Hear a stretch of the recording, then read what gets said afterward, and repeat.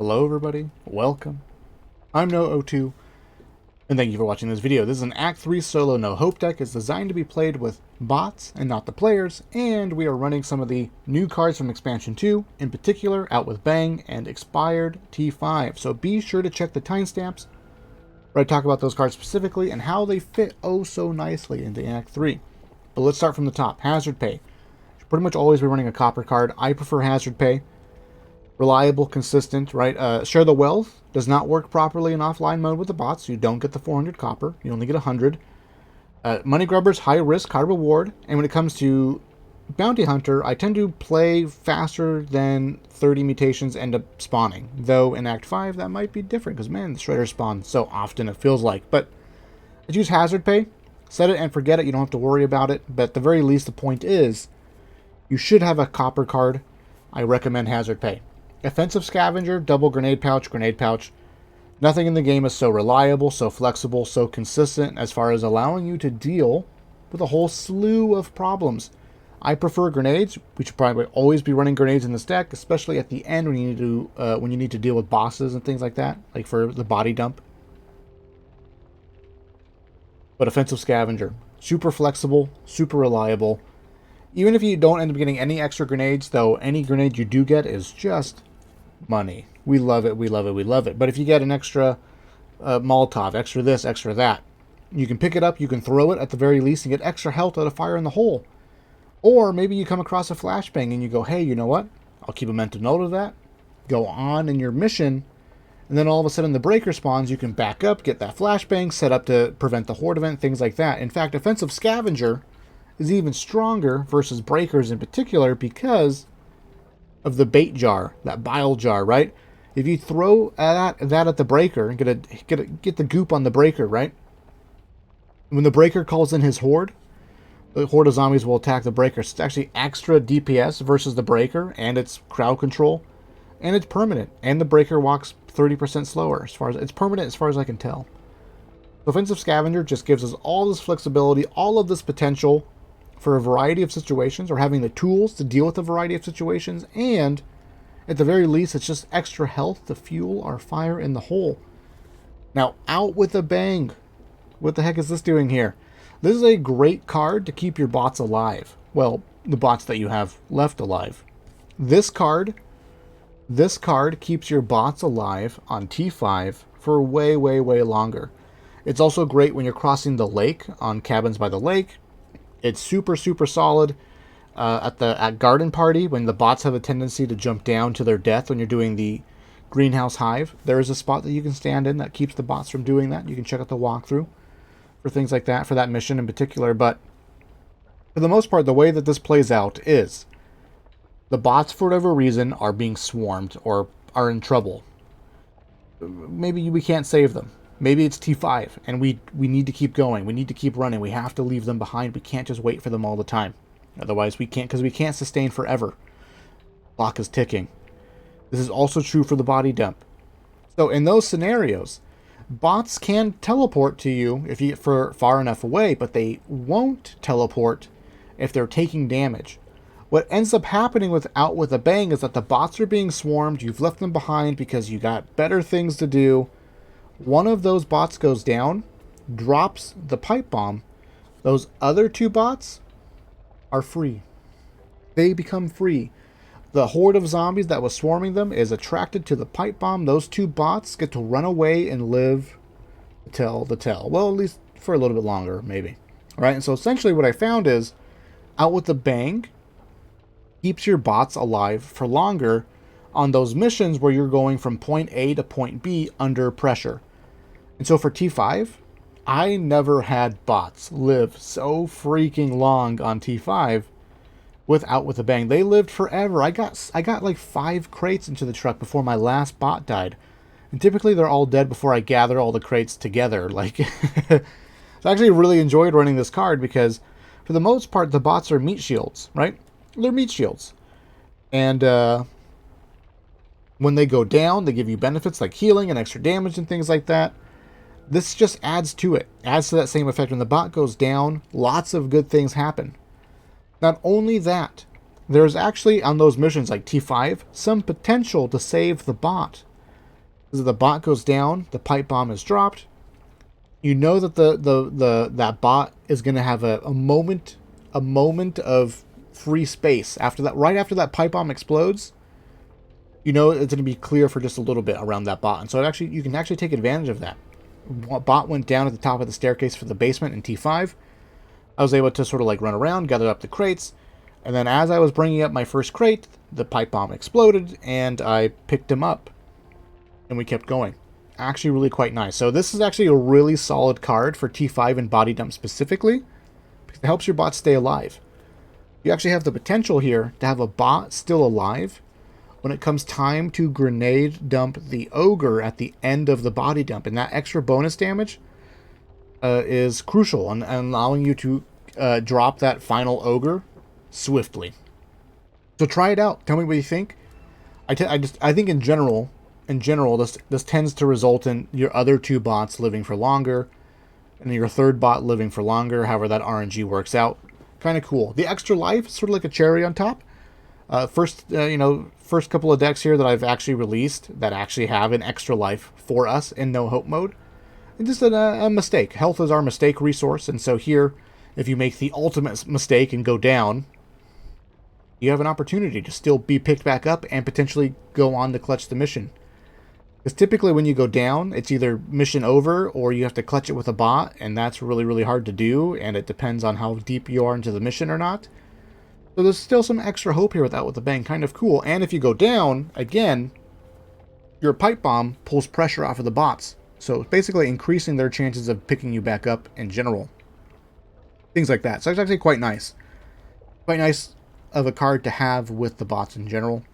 I think in particular for Act 3, because T5 is such a pain in the butt, having the bots live for longer is actually really, really nice to help keep the horde off your back as you're gathering crates and running them into the van or truck.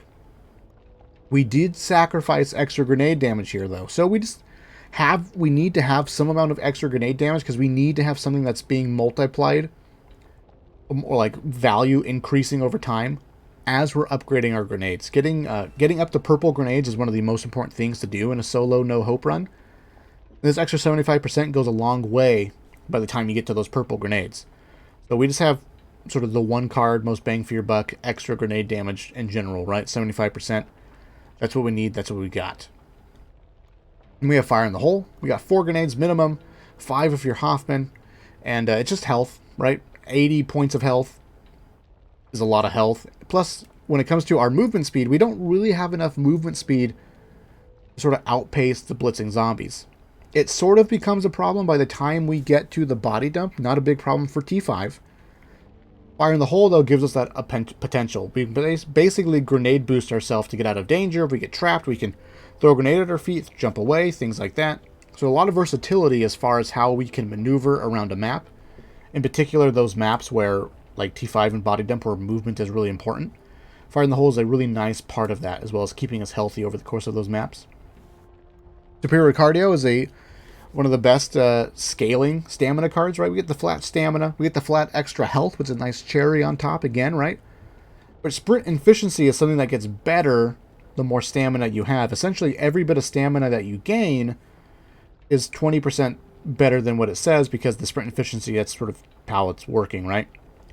So we like Superior Cardio here just about over anything else, because it gives us the flat bonus stamina, so it's decent at the beginning of the campaign. Extra health, which is just nice in general.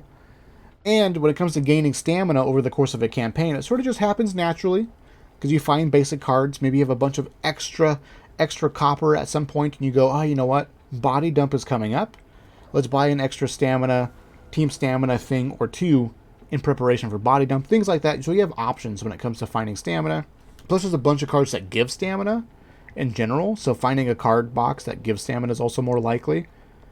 Not a whole lot of cards that give sprint efficiency, so I think it's just the odds are in your favor if you pick up this card, and it scales into the late game regardless of what ends up happening. And then Adrenaline Fueled and Run and Gun. This is specifically for T5, as well as for the Body Dump. This is our ability to sort of sustain our stamina over time, and of course, all this extra stamina that we're recovering is increased, is 20% better because of Superior Cardio, right? But essentially having the ability to sort of clear a hallway or clear the doorway of the house or the mansion when you're running back into it or running out of it or doing whatever, being able to shoot and run at the same time and recover your stamina while doing that for T5 is so nice. It saves you so much time because essentially you're just on a clock. You're on a clock, and it's basically over time you're going to slowly take damage. You'll make a mistake here or there. It's inevitable. Nonsense will happen, right? Unfair things will happen.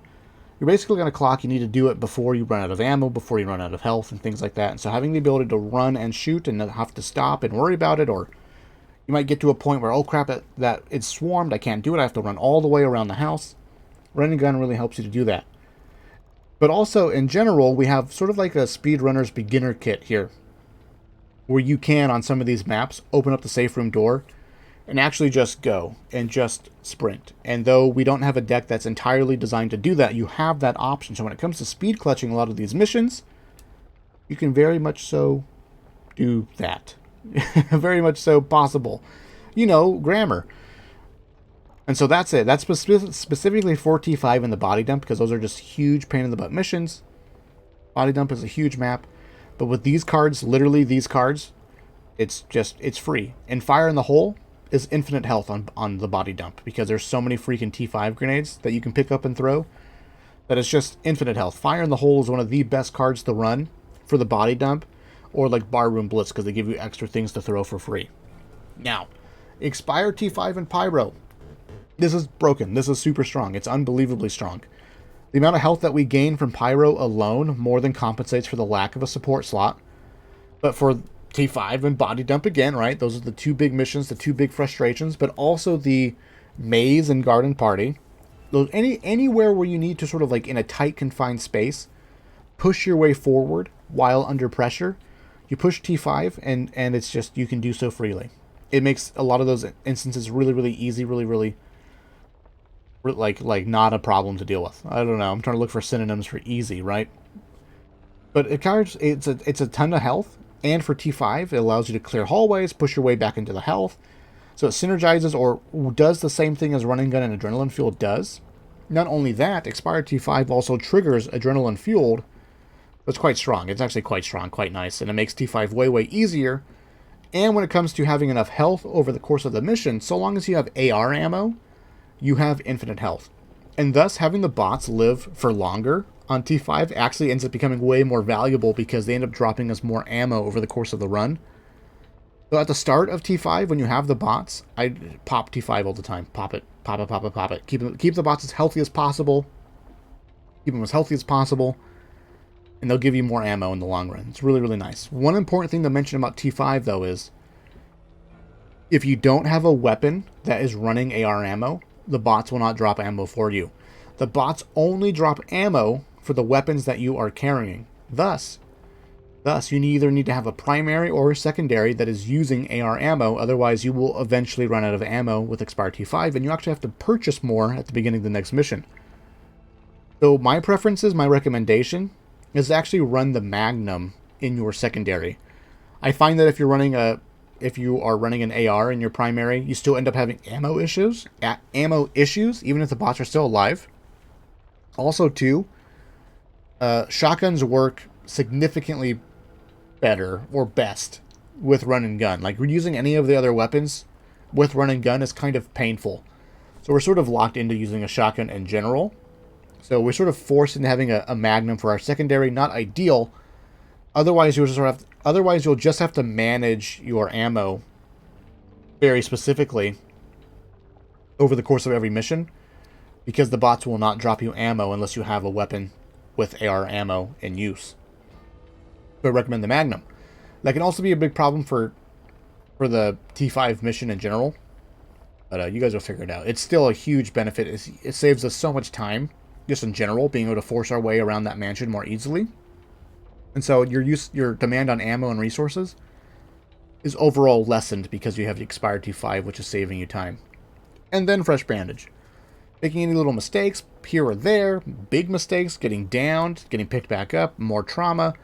Fresh Bandage will give you that option, that hope, that potential to recover trauma over time, over the course of a campaign. There's not a whole lot of things in the game in general that help you recover trauma. Fresh Bandage is the most reliable, consistent way to do so, and it's passive. It's super, super solid. Love this card a lot. So give it a try. Essentially, we can say that Fresh Bandage, at the minimum, is a 400 copper save, because if you're Chad Gamer and you only end up needing to heal at the medicine cabinet at least once, right? At least once. You don't have to do that with Fresh Bandage. All your little mistakes are fixed by this card. Very, very nice. A lot of fun using this deck. A lot of fun with Out with a Bang. Kind of cool card to run with the bots. Give it a try. Let me know what you guys think. I appreciate it. And I will see you in the future.